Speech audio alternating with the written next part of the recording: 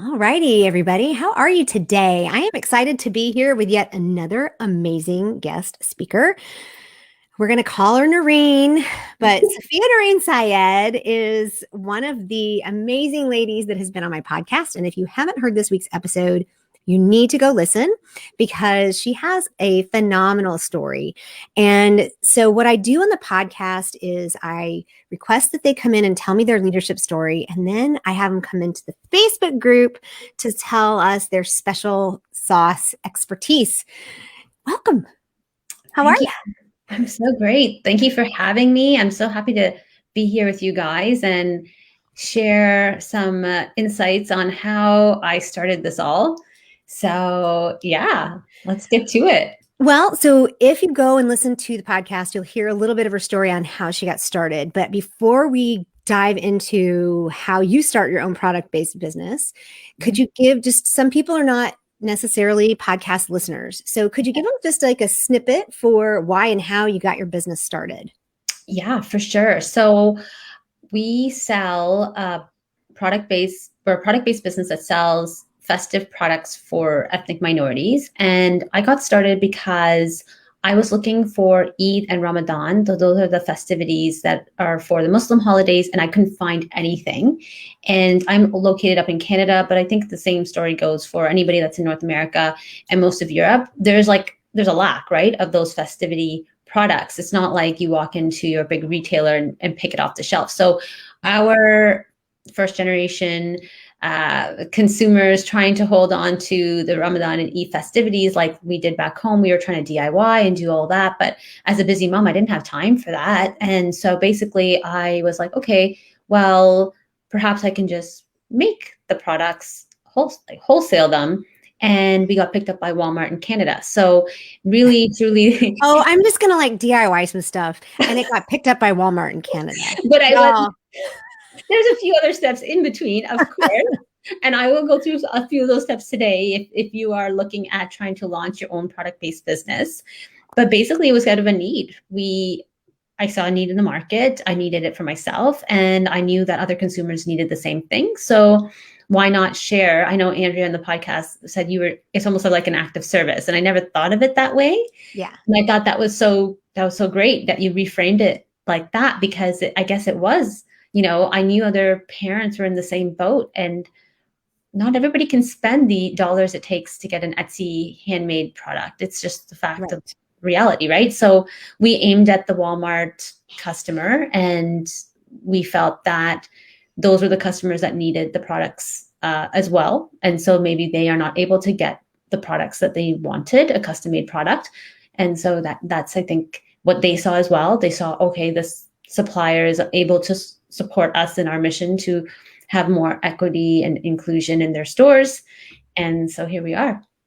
Well, and the thing I also pointed out on the podcast was, for me, I walk in October and go, God, already Christmas stuff is out. It's the opposite problem. And, when you talk about, now, granted, it may be that if I walked into a store in India, I would run into the same issues there that you run into here because of the demographics and the prevalence of different religious festivities. Right. But you live here and you had a need and you didn't just meet it for yourself. So, and then not only did you do it and you did it well, but you did it well enough that people started coming to you. Other women started coming to you and saying, how can I do something like this? Not necessarily the exact same type of business, but how do I build a business? Because they could see the beauty in what you had done and that it was done in a way that was manageable you work part-time now, right? I do work part-time still. Yeah. Yeah. But it's a big part-time job. You manage a PT clinic basically, right?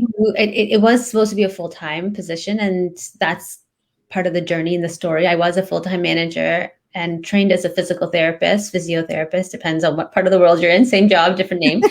And basically, I didn't want to work full-time anymore. I couldn't manage. I have kids, right? And we don't have a lot of family in the area to help support them. They're very young. And so I needed to work part-time for that reason. And then I also thought I wanted to do this product-based business. I can't do all of these things well. So they scaled down the full-time job, clinic manager job, to a part-time role. And then they got crafty with how to fill in the blanks elsewhere. So Cool. yeah, that's a little bit of the journey, which is a good point that you made, because I think some people will think, oh, I have to leave all my jobs, I have to leave everything and then venture off. No, that's not the case, right? You can start dipping your toes in the water and testing. And actually, that's what we'll talk about today, is how you can strategically test your product idea, or even it could apply to a service-based business too. But we've spoken specifically about products, but you can use this for service-based as well. And you can still, I'll take good notes.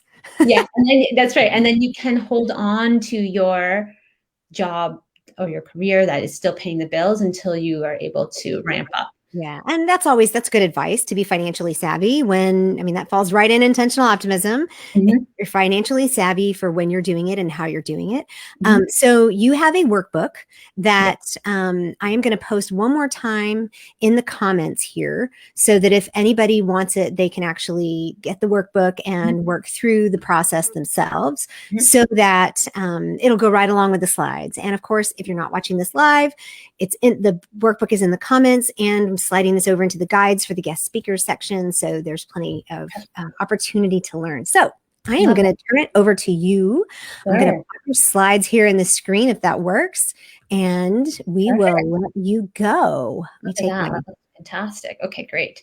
So how do you start a product-based business? And like I said, this could apply to a service-based business as well. And these are the introductory steps. And this is the way I started as well, guys. Like, I didn't just jump into it and then all of a sudden we're at Walmart, right? There was a step-by-step process that we had to take before we were really confident that we had landed the product that we wanted to give to our customers. And I think if you always look at it as, how do I serve my customer or my client best, then it will be okay to take your time and go along that journey without having to think, okay, I need to serve them immediately with 100% of the best product possible. Because if you think about the iPhone, for example, and how many models of iPhones that have come out over the last decade, you'll see that they've gone from the concept they wanted, but potentially they didn't think that was their end product. And I thought that wasn't. They knew they would be doing a new model every year. That's probably also part of their business plan. They probably withhold some features even though they're ready for development, right? So not to say that you're going to withhold any features of your product, but the idea is that your finished product that you will release initially may not be the product you want to release ultimately. And let me know if that made any sense. That makes perfect sense. And this is not unusual advice that you hear from anybody talking about a new business. Even in a service-based business, you don't start out like with coaching. You don't start out with one-on-one coaching, group coaching, membership program, everything all at once. You start out with one product or two products. And if you look at, like, I ordered some undergarments from a company that caters to small women like me.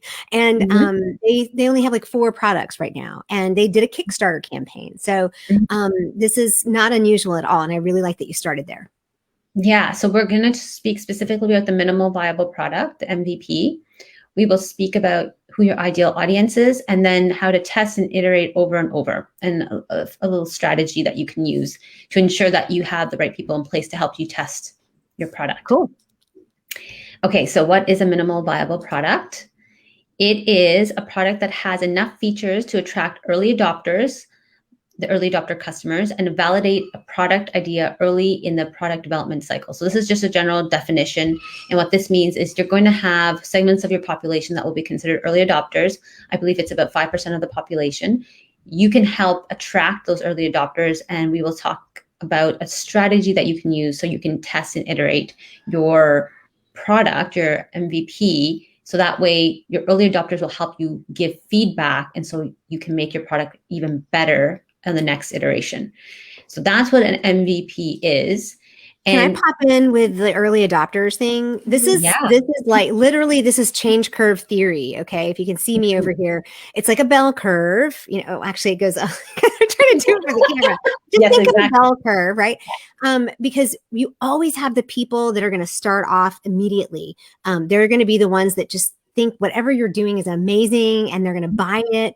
They're also your biggest cheerleaders. They're your Mhm. best advertisers. They're your best marketers. They're the ones that can do that for you. So whenever you find anybody that's an early adopter, that's what you want. They're going to bring along the big curve of people that are kind of like the ones that kind of hang around and they're just maybe, well, let me see how it's going. And then as further you get along on the curve, it's the ones who are like, well, I'll wait and see. Yeah. And then you've got the people who on the very end are like, I can't get on Clubhouse without an iPhone. Okay, I guess I'll get an iPhone, right? It's just like, Yeah, so, exactly. So, yeah, I love the bell curve. It gives you a good visual on saying how the population is segmented, and it goes across all platforms. I believe it doesn't yeah, matter if you're doing a product or service, you will have a small segment of the population that will be early. Then, and there's definitions for each part of that bell curve, which we right. won't get into right now. But No, but I just wanted to yeah, just kind of give a little bit of context to that early adopters because it doesn't mean that it means that there will be a lot of people who will adopt it and they exactly. will opt in. It's just you've got some that are going to start early, and those are the ones you want to identify with this MVP, right? That's right. That's right. And you can help choose your early adopters. We'll talk about a strategy.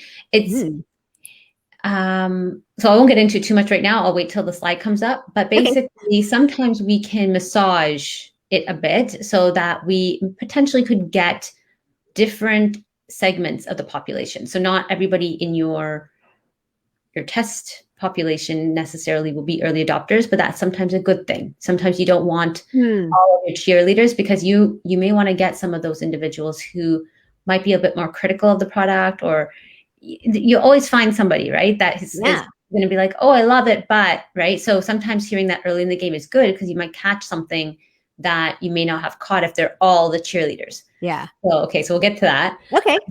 Okay, so again, why are we doing the MVP? And why are we doing a product that we don't feel 100%? I don't want to say confident, but if it's not 100% perfect, some people will be like, well, it's not ready yet. It's not ready yet. If you don't get it out into the market to test it, then you again could be missing things that you may not have thought of, and you're going to be essentially using up valuable time because the way you're going to improve your product is by testing it. So the reason why we say to release your product before it's 100% perfect is that you're going to save time and likely you'll save money, because if you're holding onto the product and doing iterations and iterations without having any feedback, a lot of people are scared, right, to release their product because they're like, oh, well, people are going to think it's not perfect, or they're afraid to give away their big idea. And let me tell you, people are less likely to act and execute on your idea. So sometimes holding that secret inside for too long is actually detrimental for your business Hmm. versus, somebody getting the idea and then going and executing it. If you're on this phase of business, you know how much energy and time and effort it takes to execute. So the idea really is not the thing you should be afraid of. It's what you should be afraid of is not going and getting it tested and getting feedback from your ideal audience. So that's why I say you likely will save money if you start with your MVP. And again, like, it's test time, right? So you have to test the product out with your ideal audience, because what we want ultimately is to get feedback, and then we want to iterate and test it and iterate, and that's how you're going to get the product that fits your audience and what they want. Can you tell us maybe what your minimal viable product was? Yes. So my minimal viable product was money envelopes, just so you can Oh, see. Yeah. And then the money envelopes, what I had done is I printed it out at home and cut it up and I pasted it together, and I took it over to the girlfriend who had kept requesting it. And then the other ones in the office as well, because I was still working full time as a physiotherapist, and they loved it. And then that was all I needed to say, okay, it's go time. And then I ordered a mass quantity. But the the minimal viable product of the money envelopes was enough for me to know that there was appetite for different types of products, because money hmm. envelopes are not a tradition in the Middle East or in South Asia. East Asia, there is money envelopes from the Asian culture, but the other populations which I was testing with did not traditionally have it. So what I was testing was to see if there was an adoption of a new cultural norm in the North American and European space that was essentially taken from another culture initially. Okay. Things that worked, and you know, the people I was really testing it with were the children. So if I went to a vending event, the children would come up and they're like, "I want that money envelope." They would say to their parents, right? Because they had a cute cartoon on it.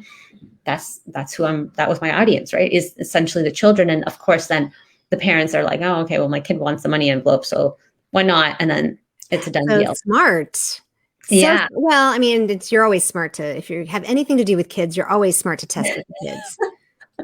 I know, right? Kids are they help drive the economy, is what I say.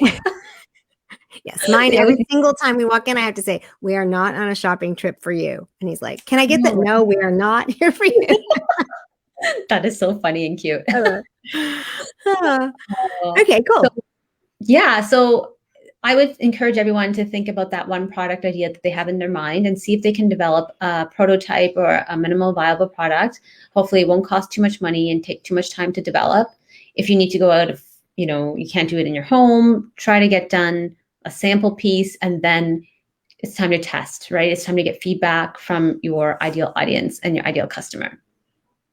Okay, so who is your customer? And Andrea, tell me, the people here, do they know what an ideal customer, ideal client is? Have you guys Not spoken about? all of them. I think in this Facebook group, it's maybe about 50% entrepreneurs and then Okay, about 50, because it's not a Facebook group necessarily for entrepreneurs. So I'd say it's about 50-50.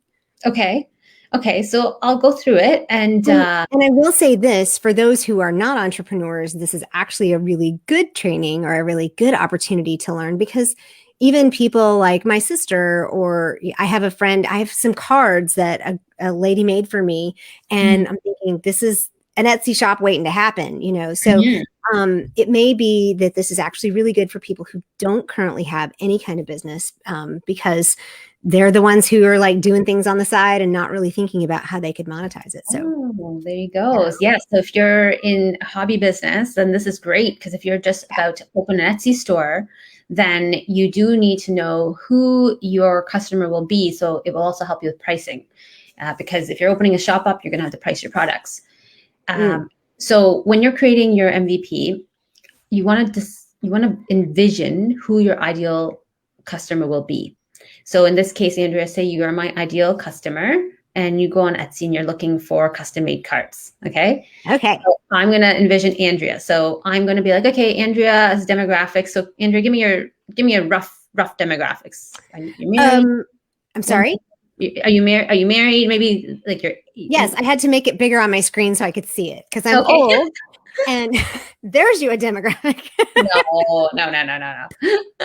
I am married. I have a middle schooler. I have a job. I have a side business. Mhm. And what You're else in, do you need? you're in the USA. I'm in the USA. I am in Mhm. the Mid Atlantic, Mhm. and You can what afford else? nice things. I can afford some nice things. There Yeah, you go. Okay. yeah. So when the workbook will have these categories, so you guys can go ahead and circle who your ideal audience individual would be, and in this case, say it's Andrea. Then there's also the psychographics. So psychographics would include, what is Andrea thinking? What is she feeling about buying the card? Is she going to have an emotional connection to the card? Is it going to solve a problem for her? Is she? These are a bit harder to tease out, the psychographics, but I love them, because if you can get your psychographics right, then you can get your marketing right later on. Because if you can know what your customer is thinking ahead of time, then you can develop a messaging, a brand messaging, and also a marketing messaging that will help to eliminate their barriers, and then they'll likely go and hit purchase. They'll hit add to cart. Well, and this is, in the instance of those cards, I didn't really know I needed them, but I've used them. And it's like, oh, this is a great way to keep in touch with clients and to keep in touch with colleagues. And they're branded for me, quite frankly, which is really There you nice. So that's go. another piece. They are kind of in my brand. They're not my actual logo, but Mhm. pretty much anybody, I have people say, when I see a pineapple, I think of you. I'm like, well, good, Yeah, because that's kind of my branding. And yeah. but the other piece is when you talked earlier about taking this into service. when you start thinking about demographics and the psychographics, it's like that's a weird word for those of us who don't do marketing much. But when I start thinking about, like, for you, when you were starting, you said, I need these things. I want these things. I want them for my kids, right? I want to provide for my children. And so when in a service industry, you think, well, what is it, the need that you're trying to, and it's not even, you're going to get into the problem that you're solving, but the psychographics of, maybe people who, for me as a coach, women who want to grow, women who want to do more than they're doing, women who want to break free from certain things. And when you stop to think about that, it really helps with your messaging. So great. 110%. And you went to the next point, which is the problem that you're solving. So in your case, you're solving the problem where women may want to do something, but they haven't been able to execute on that step.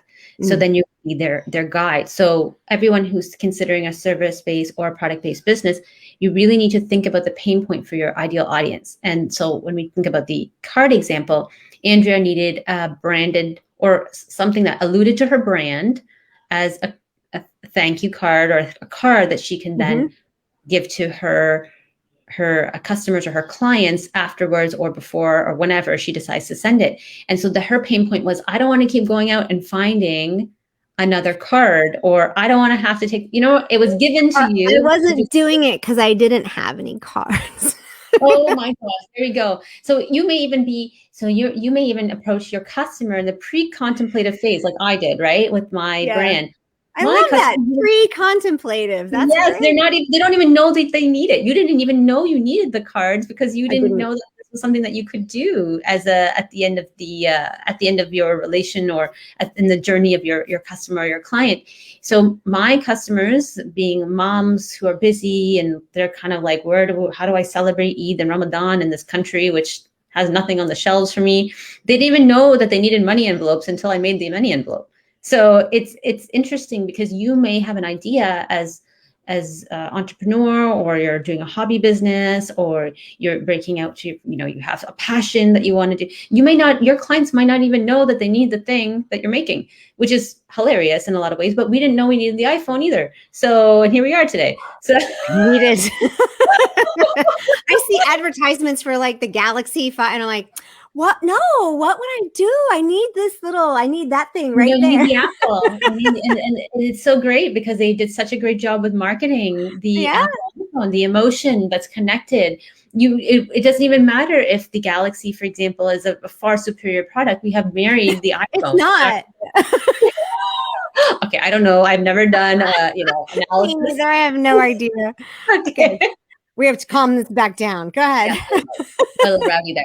So I'm going to encourage everyone to think about your audience. And when you are developing your MVP, try to ensure that your MVP is solving that individual's pain point. Right. Okay. And in the workbook, we have a few things for you to work through. Okay. Let me go here. Okay. Now I've spoken about iterate, test. How do we do that? How did I do that? I have I've done that. You're doing that, or you've done that? I've done that. Yeah. You've done that. Yeah. So you essentially start with a focus group or a small group of individuals, and you invite them, either complimentary or low cost, you get your discounted product, and see what they think of your service or your product. So for me, what I did is I joined a Facebook group, and it was a paid Facebook group, but that was okay. It was a bunch of entrepreneurs, so they were all like-minded and at the same faith group. And the reason I did that was because the products were essentially for that faith group. So I needed to niche down. And so this was your target market. And I didn't even know, Andrea, that I was doing what I was doing until my logistics team, I was explaining to them that I was part of this group and blah, blah, blah. And then his name is Ahmed. Ahmed goes, "Oh, you have a focus group." I'm like, "Oh, you're right. I do have a focus group." Love it. I was like, well, that was serendipitous. So fell right into that one. Yeah. I thought here I was getting help for like guidance, but really and truly what was happening is I was using that group, 100 women were in that group, to ask them my opinions. So one product that to ask their opinions of the MVP. So one product that we released this past year we just ended our Eid Ramadan selling season in Can May. I'm sorry. Yeah. I need to be educated. Yes. Keep saying something that sounds like Eid. It's Eid, yes. And that's the EID. Yes. So Okay. the festival is Eid. Yes. So we have Ramadan, which Yes. is month long. I'll say festival, but it's really a month long fast, which from sunrise to sunset, we don't eat or drink. All the adults who follow the faith, and it's really like a holy month. Right. And that was from this year, end of April or mid-April to mid-May. So I want to say April 13th to May 13th. Got it. And then I remember seeing it on the calendar. Yeah. Yes. And then Eid, EID, is the end of that month. So that was on May 13th, 14th. We do have a second Eid coming up where we do pilgrimage. Now this year, of course, with COVID, we're not in. If you've seen Mecca, you've seen like yes, and they'll do so everybody from. I'm giving you a little religious talk here, but basically, it's basically what happens is anybody from anywhere in the globe that is of the faith, they dress in the same garment because there's no status, and they will do the same acts of worship. So that happens in July, and that's a second Eid festival. So EID. Okay. Yeah. So we have. So now I know what we're talking about. Yeah. Because I'm like saying it, and I think I know when it is, and I think I know how to spell. I want to make sure that I know what we're talking about. So, and that way other people know what we're talking about as well. So yeah, I love it. Yes. Perfect. So that group all celebrated that festival. And so that was a great group for me to go and show them the MVP, and then they could decide on if they were going to say, yes, that's a great idea. No, that idea doesn't work so well. This past year, we released chocolate advent calendars like you would get for Christmas. Okay. But we did it for the month of Ramadan with like the chocolates and all that. And so I asked the group, I'm like, would you purchase this? And they said yes. So most of them said yes, as long as it's of good quality. So we released it. And we pretty much sold out. Because we've had the lockdown in Canada, we're still in the middle of a stay-at-home order. I know, it's seriously, Andrea. I have to tell you, I mean, I'm talking religious talk. This last Sunday was the first Sunday that that the mask mandate was lifted. And literally on May 28th, Saturday, it was all gone. And I don't know if that's the right day, but I think it was Saturday night at midnight. Everything was gone, and we could all walk in and sing together with our masks off. And it just, and most of us in our church are vaccinated, but it just really, it makes a difference. And so I know that when you can have your religious celebrations together and your festivals together, it will make a difference. So do you know when Canada will be open? Well, the premier just made an announcement for Ontario. I don't know what he said, but the girlfriends on my messenger chat were saying the schools are not open. So we're really far behind. We're pretty far behind. I think I'm praying that over the summer we'll get close to being, because I think vaccination wise we're at 75% for our area, but it's because that's good. It's good, but Andrea, the reason why we're having issues is because we don't have enough healthcare. Our healthcare system is very lacking, right? Okay. We were airlifting people like hundreds of miles away for ICU beds. It's not like, so that's the sad situation. Even if the population is compliant, our healthcare system is not as good. Okay. And sorry guys, we digress so much on our thoughts, but I hope this is real life, y'all. And this is what it's like to build a business in real life, because part of the thing that we pointed out on the podcast is as soon as you got your stuff ready for Walmart and put it on the shelves, you got shut down. It was so, I'm still like concerned about the repercussions, but I'm just telling myself like God has a plan and here we are. So I'll just need to figure it out when we reopen.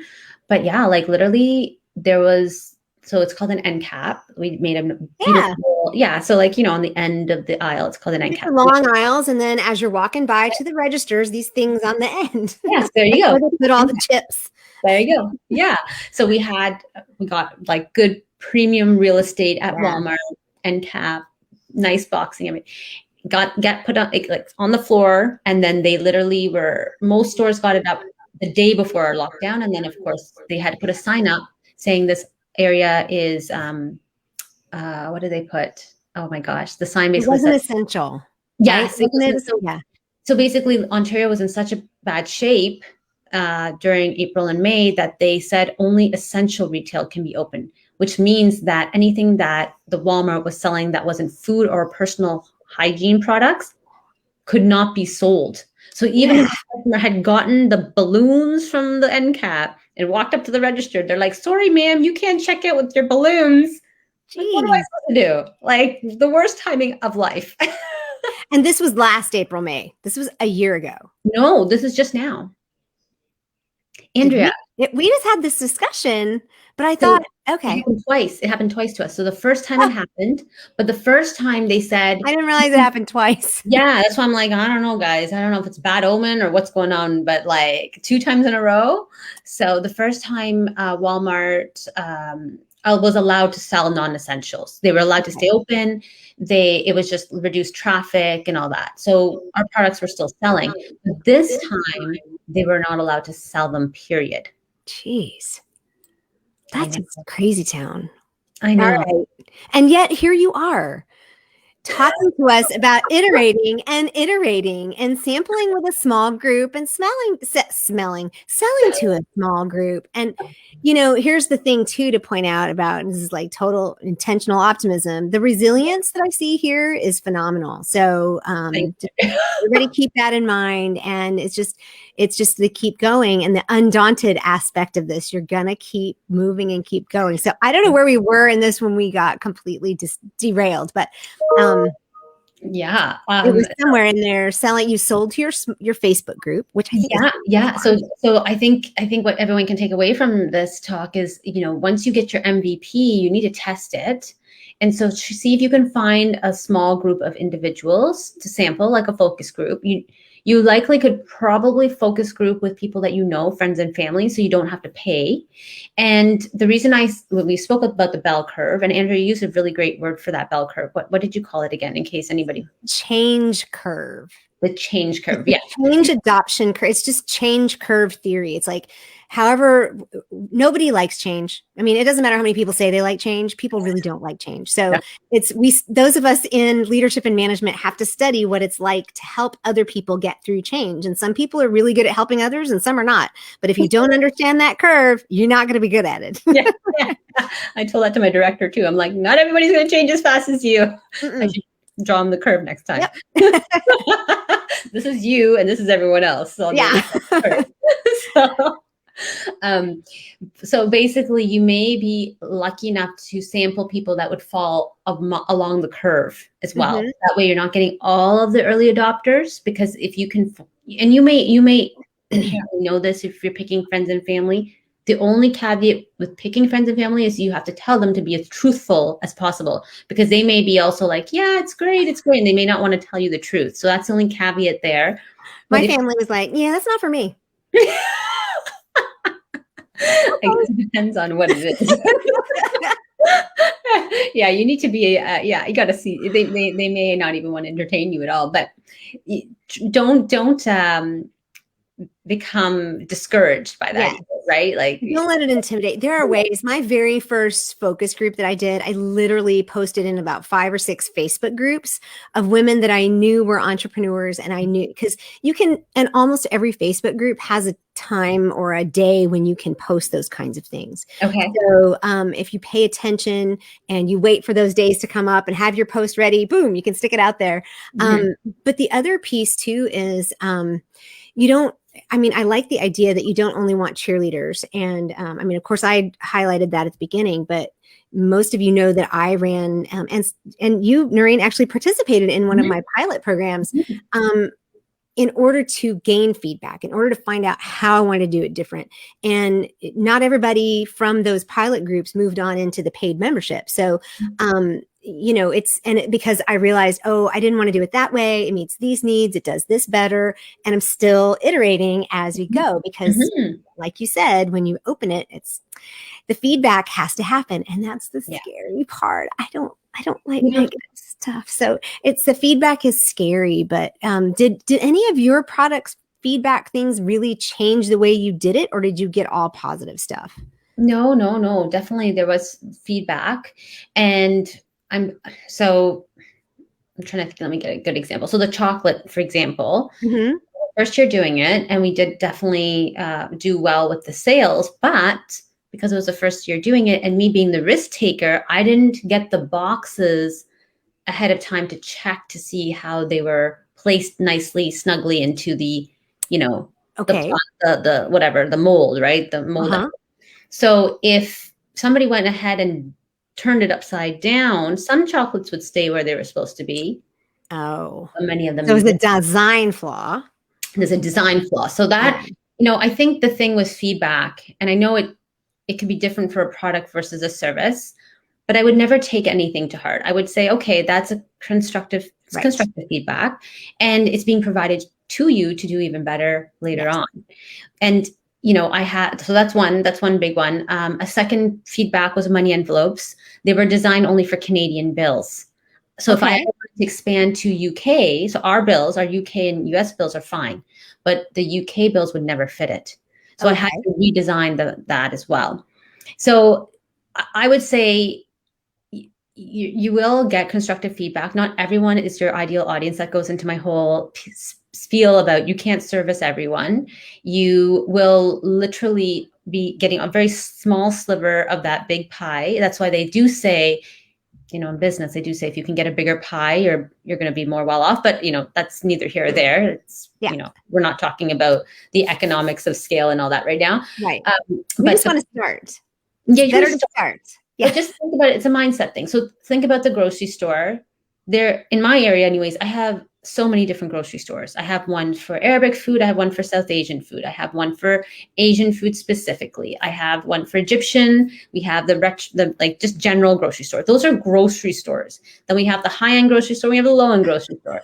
So we have grocery stores for everyone. And The so Whole Foods and the Aldi's. Yeah. there you go, right? So think of it like a grocery store. So that's why I sometimes say if somebody is giving you constructive feedback and you're thinking, well, it's your decision to act on it. And you're like, well, thank you for your feedback. I'm totally going to take that into consideration.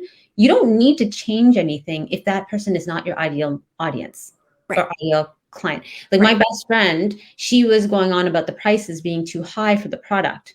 And then Okay. I said to her, very, thank you for your feedback, but unfortunately, you're not my ideal audience because you would never buy that product, right? I know you wouldn't. Even if it was the price that you think it should be. That's right, because it can never be that price, Andrea. It would be Mm. we're running a loss, Quality. Yeah. right? Yeah. Yeah. So she technically either has to spend more money, but that's not her. Like she doesn't do that. That's not Mhm. her, right? She would be buying the balloons and banner kit that we sell at Walmart, right? Mm. She wouldn't be doing the home decor. And so Mm. and that goes to my point. You can design, even in service-based business, you can design different things for Yes, different you people, can. right? Like Yeah. different price points, or if that's the thing that's preventing them from moving forward. So when you're collecting feedback, definitely consider it, but don't take it personally. I would say try to look at it and be like, okay, objectively, is this really going to help my ideal audience, or is that individual who's giving me the feedback not my ideal audience for that Mm. particular product? Yeah. My dad was like, I'm not, have you noticed I'm not watching you anymore? And I'm like, watching me where? He meant listening to my podcast. I'm like, and I said, it's okay. And he said, because it's kind of for women. I said, it's 100% for women. And he said, So funny. he says, I I'm love not that. really your market. I'm like, you're not my market. Thank you, Dad. Yeah, I mean, yeah, that's right. And when he first started listening, he's like, wow, this is impressive. I'm like, you don't need to listen to this stuff, Dad. And I'm sure that if he had gotten all the way to the Lizette Zunon one about breast cancer in Africa, he'd have been like, stop, stop, stop. That, I mean, it was just because it is specifically a podcast for women. Now, I do have some male listeners that actually tag me on Facebook and Instagram more than female listeners, but That's awesome. but they're not my market. My market is women. And so if that's really, really good sage advice to just remember who your market is. Part of that is having confidence in your product and who you are, right? 100%. And even if you're not 100% about your product, know that you could do what you need to do to get that product to being 100%, and never take it personally. Never. Just it's not, you don't want your mindset to become that I'm not good enough or I'm not able to do it, because that's not the case, right? You've released your MVP out in the world to get criticized and get tested. If you wait till it's 100%, it's so hard for somebody like me. It's like, ugh. I know. When they say, But it's good. There was a Harvard professor doing a clubhouse room, and she said for type A high achievers, it's very difficult to say when you're not successful at something. Yeah. But she said in order for you to be excellent, to work in excellence, you will have to admit when certain things are not excellent. And if that's not your zone of genius, or you're not able to do that, you should pass it on to somebody else to do. And so for me, my bookkeeping is not excellent and I will never be good at it. So I will be hiring a bookkeeper, right? So I can continue producing products that would be excellent. Right. So yeah, it just depends, but it is difficult. It's difficult. I totally get it. All right. So you've implemented your feedback and oh, it, guys, I hope that wasn't like, woo, we're done. No. So I've been asking a lot of questions. We don't actually have any in the chat. But here's the thing. I know that you've got the workbook out there, and we've put that in the chat as well. Okay. And I know you're in the Facebook group, so anybody can ask you questions as we move along. And so I'm thinking too, at this stage, how many products do you have? Oh my gosh, Andrea, I think we have over 50. Did you design all of them? Yeah.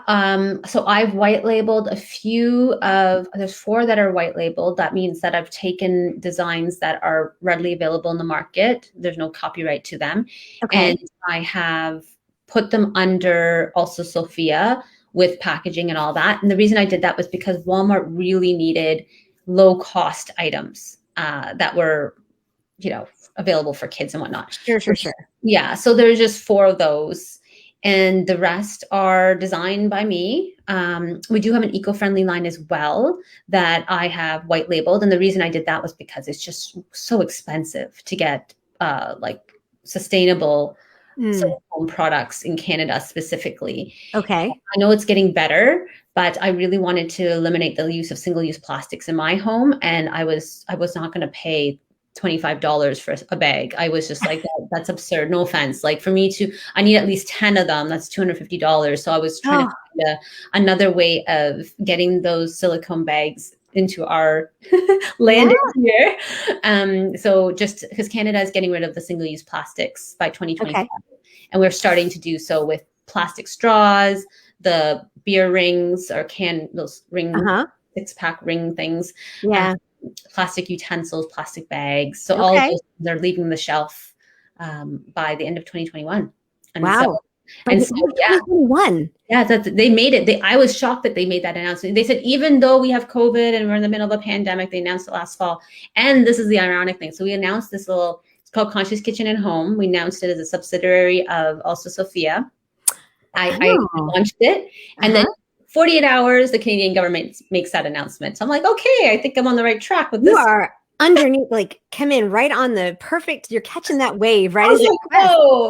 So that's also a baby. But so those products as well, I've taken them, they were created by a manufacturer, but I've taken them, white labeled them, so they're easier to, they're more accessible to the Canadian population. Now, are they branded for the same type of religious festivals and that kind of thing? Or are they just in general? In general, they're a home product.